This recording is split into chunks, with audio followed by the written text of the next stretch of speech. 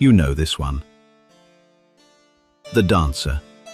14 years old, chin lifted, hands locked behind her back. She stands in museums from Washington to Copenhagen, and every one of those bronzes carries his signature pressed into the base. He never made a single one. Not one of them left his hands. Not one was cast while he was alive. Not one was cast with his permission. The signature is real, the bronze is not.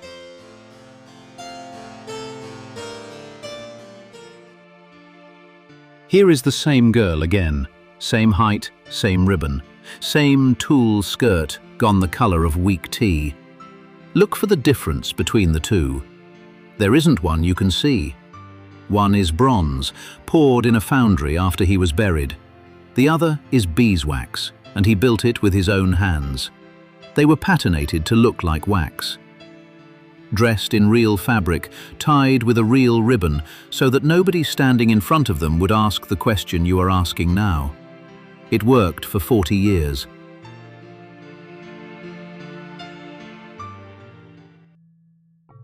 This is what he actually made. A horse, walking.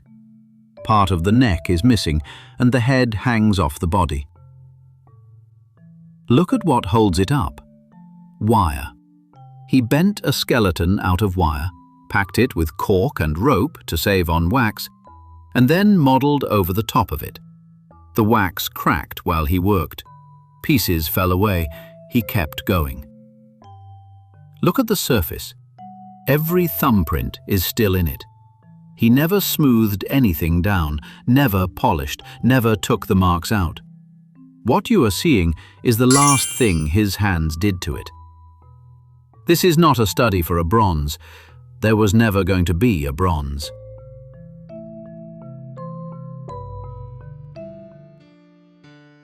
Take one apart, and this is what you find. Wire twisted into a skeleton. Cork to fill the volume without the weight. Rope wound around the frame.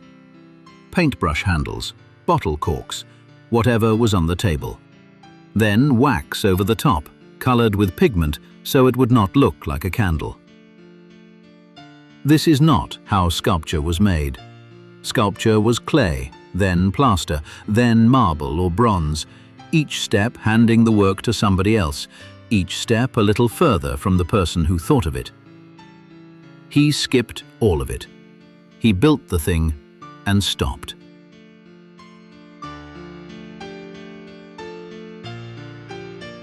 There were more. When they opened the studio after he died, they found them everywhere. Horses caught mid-stride, women stepping into baths, drying their necks, twisting to look behind them. A dancer pulling on a stocking, balanced on one leg, the whole weight of her held up by a stick. Most of them were ruined. The wax had slumped, the wire had rusted through, whole limbs had come away and been left where they fell. None of them signed. None of them finished, by anybody's standard except his. He had been making these for 40 years, and he had shown you one of them.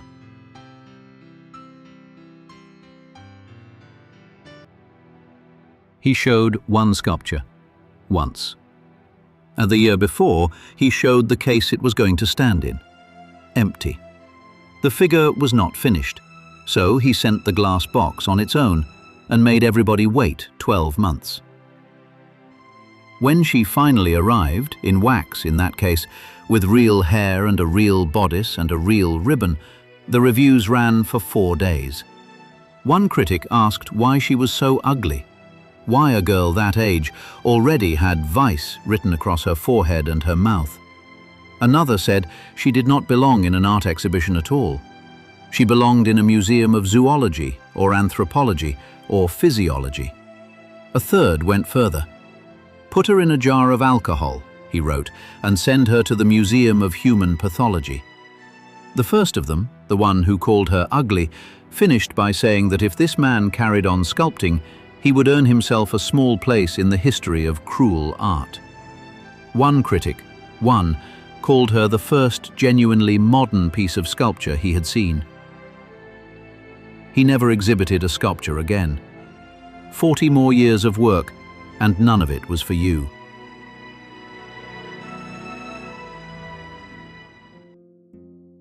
You knew his name before this started. You knew it from these. Dancers at the bar, dancers tying a shoe, dancers waiting in the wings. Chalk and pastel, sold in his lifetime, signed by him, hung where he wanted them hung. That is the work he chose to put in front of you, the wax he kept in the dark.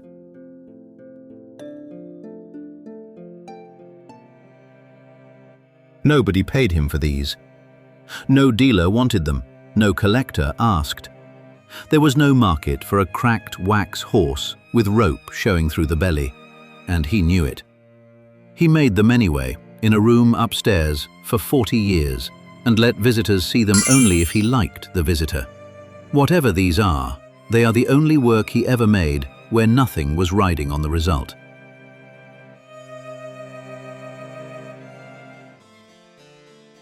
Then the family made an arrangement.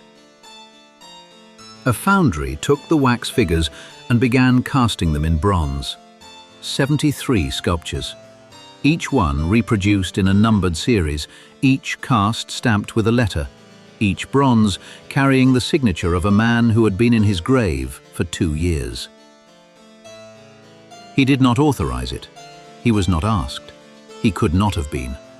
And the moment the bronzes existed, a question came with them. What happens to the wax?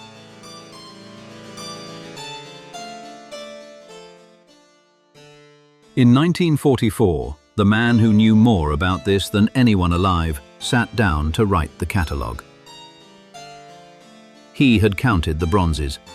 He had traced the casting. And on the subject of the wax figures, the ones the whole thing was copied from, he wrote that they had been destroyed. Broken up after the molds were taken. Gone. Read that again. The originals do not exist. Which leaves the bronzes as the only sculpture by this man on Earth. Every museum bought on that sentence.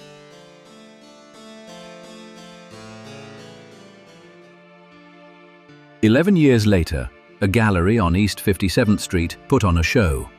The wax figures. All of them. Cracked, patched, held together with wire and cork, exactly as he had left them. They had never been destroyed. They had been sitting in a family collection the whole time.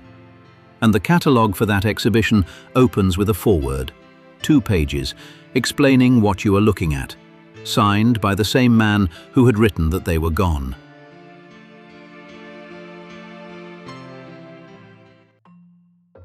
His name was John Rewald. He was not a fraud, and he was not covering anything up. He was the best there was, working with what the family told him, and the family had reason to keep quiet about what was still in the cupboard. He wrote the sentence that made the bronzes original. Then he stood in front of the originals and wrote the introduction. Nobody corrected him. He corrected himself, and almost nobody noticed.